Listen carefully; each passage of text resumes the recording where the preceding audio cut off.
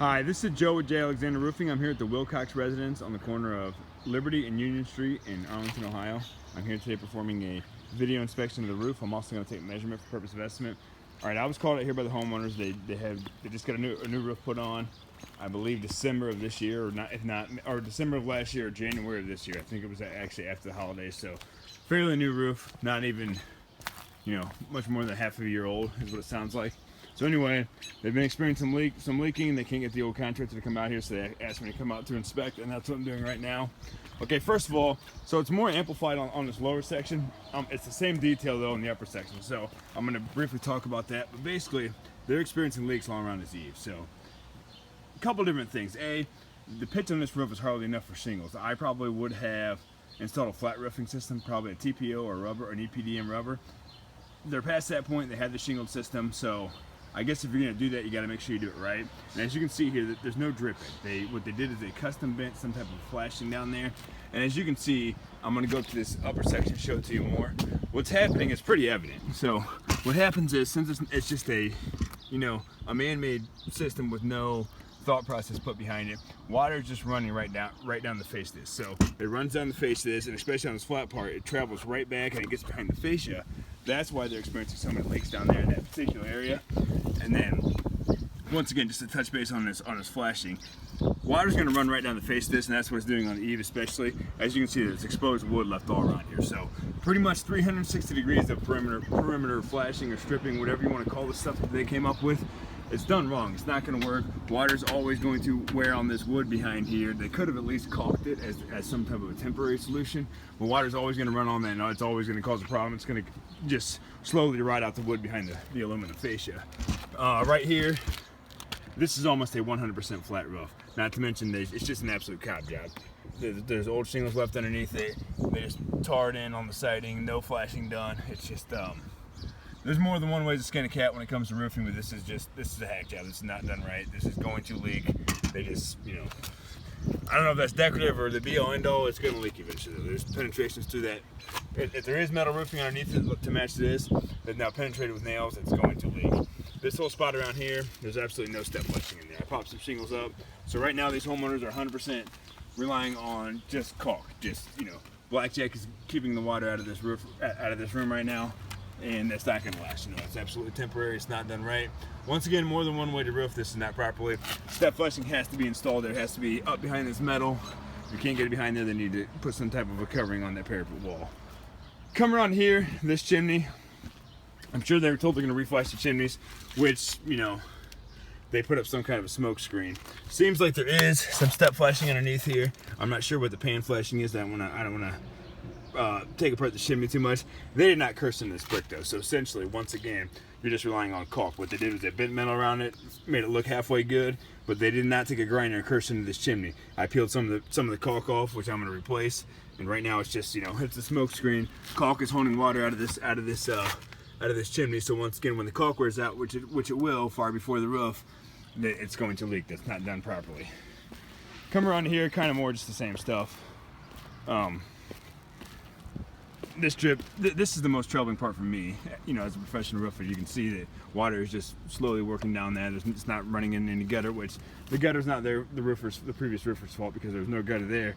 However, they are pretty much amplifying the problem because it's running down and beating right against that fascia. There's no covers. That is OSB right there. So, in my opinion, as a professional roofer, you can't leave stuff like this. You can't stick your fingers in underneath the wood that's going to get rotted because it's exposed to the elements now. Now, this right here, once again, more than one way to do stuff, but this is just not right. This pan flashing under here, as you can see, that's actually felt paper right there. So what they did is they took this entire roofing system and just ran it right over the flashing. So it's just not properly done. You have to get shingles under the pan flashing, and then you can put a beauty strip over top of it to kind of make it look better. But once again, when water hits this siding and runs down here, it's going to run right underneath that felt paper, right. And that's a joining wall between the porch and the house, so it will leak. It'll eventually get in the house, and if nothing else, it's going to ruin their porch ceiling. So that's just not done right. This whole porch detail, this whole work right here, the top finish is just not done right at all. They did put some step flashing underneath the J channel right here. I mean, it's beat the heck, but it's probably doing the job. There's no kick out down there, so they're going to sustain some problems. You can see some wood right down there. There's some exposed wood that definitely should have been flashed and covered, but At least there is step flashing there at a minimum. Come around to this side, and once again, I've already been on this roof, so I know what I'm looking for when basically I'm trying to solve some problems. Right here, look into there, zoom in. I don't want to tear anything. That's just felt paper and wood. That's going to leak. And then it's gonna be hard for you guys to see this, but there's absolutely no, there's no step flashing under here. So where this roof and siding means they should have put flashing in like they did over there. There's no flashing here. This is gonna be a problem. It's gonna leak. It's gonna get into their porch. And same for here, you know, on the back side of this, they just rolled it right onto that, rolled it right over that J channel. It's just, it's not a proper flashing. It's gonna get up on this edge and leak because partially because of that and partially because the pan flashing back there was just done wrong. Now once again, this chimney up here, I'll make my way to that, but this chimney up here, same exact thing. This one's even worse though, because when I get up here, you'll see why it will be worse. So once again, the chimney's not in the best shape ever, but they just caulked it all in. There's absolutely no curse work done here. They left this piece short. Sorry, it's pretty steep. Let me get up here and get situated. They left that piece kind of short, and we're just relying on caulk again. So they didn't even replace all the pan flashing around here. And as you can see, there's already debris building up here. This cannon will leak. There's no way it's not going to leak over the years. This chimney will not hold up as long as these shingles should be holding up. So, you know, once again, in my professional opinion, they put lipstick on a pig, did not properly curse this chimney. I would have built the virgin saddle behind it.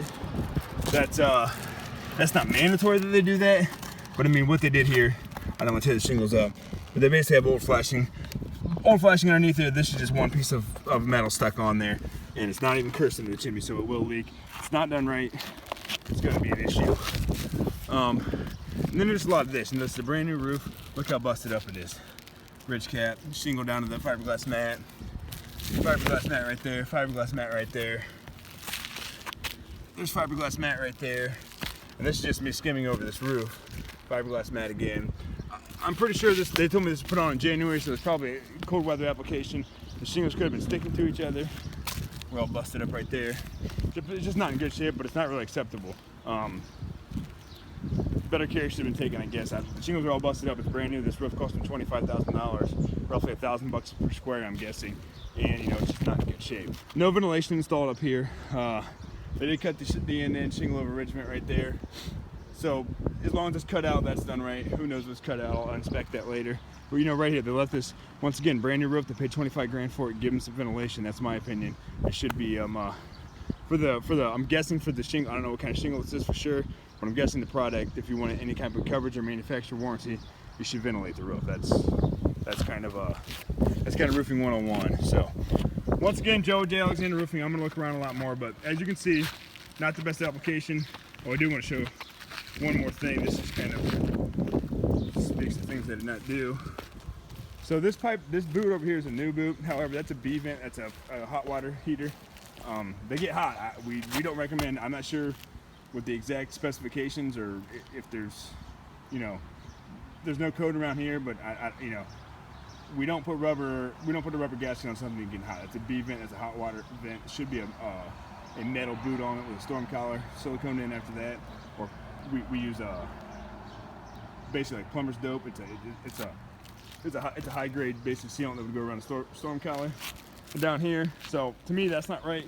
And down here, they just left the old boot on. As you can see, hold on, zoom in here. You can see this on the ground though. There's cracks all around that gasket. Water is actively leaking around this. There's no way it's not. They used the old one. They did not replace it. So instead of buying, you know, a $30 split match to go around that power pole, they just left it on there, and it's got to be leaking right now. So we're about 10 minutes in this video. I'm gonna have to cut it short here, just because I have to be able to upload this and send it. And here again, you know, caulk galore. Areas like this should not be caulked. Once again, this is why I would have put a flat roof on it, but as you can see, their solution to this $25,000 roof to get it to stop leaking, they're just coming back and beating up silicone all over this roof. So it's just not professionally done. They told her last time that this was why it's leaking. So instead of, if they thought that was the leak, which I don't think it is, I mean, it's probably leaking, but it's not what we're seeing.